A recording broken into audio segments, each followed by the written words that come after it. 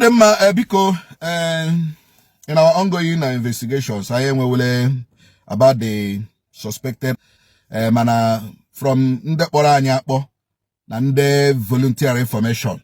I suspected one chance, you know. So, Anyana the girl who kuchara yesterday. Some people who who the post time also found out where they can get my number, and they called me, you know, to narrate the ordeal of their daughters. 2 women about the ordeal of their daughters in the hand of this particular suspected one chance guy.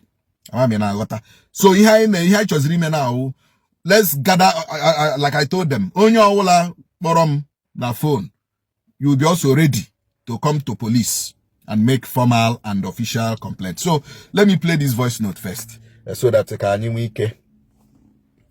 no in here Sunday, everything. I'm happy to hear your voice, sir. How is the family doing? Thank God. Okay, Sabiko, and we're a case you were on Facebook. Yeah. But I've been replying on that Facebook. Okay. So I'm not a Facebook type, you know. I don't know how to tag. I don't know how to. At times, make pictures, just like that. I want Mrs. Precious or Para. Okay. My name. So immediately, my daughter saw him and recognized that man as the one chance man that duped her.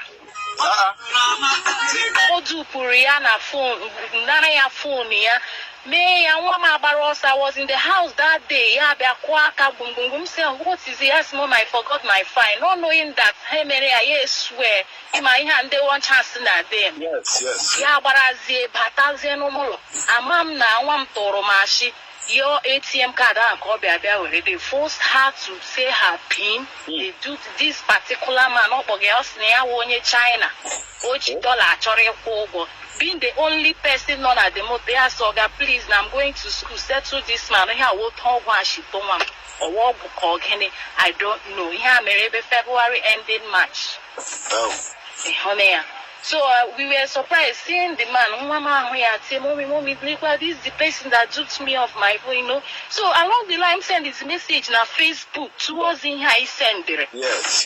One other woman now complained. Even one of the woman today, we shared numbers. I called her. Okay. When we were coming back from church, I say, you know, yes, I hold I get with the number. Here we gave me the so-called wife. She did that, blah blah blah. Okay. Then under that same message, I have a screenshot of a particular guy. Say, "Naya this man, no way one chance man. Even one year they are aware. Who many need the man? Cause all again, no village, no man, no hona, Nico actually. I screenshot that message. Okay. So organ was him now. That man should not go free. All right.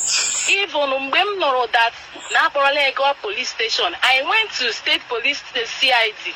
I strict as Nezrule didn't seem namchef when evidence, this, that, blah blah blah. But this man needs to be punished. Yeah. So maybe this is how God wanted it. So I sneaked to the police station. I did not see the man.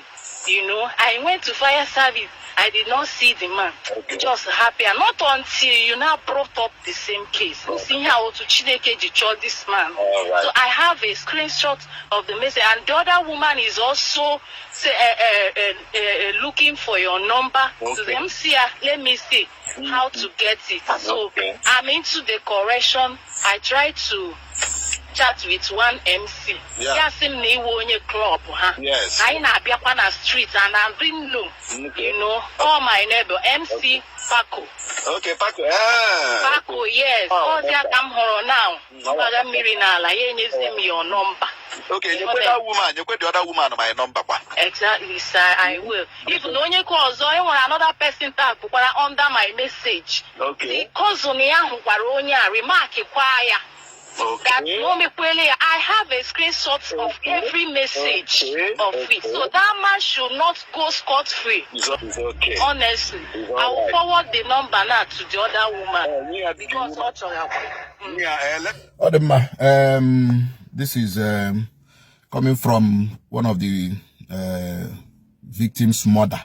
So another call we'll play maybe tomorrow, but for now we are still ongoing with the investigation until we gather every evidence. Then we now proceed.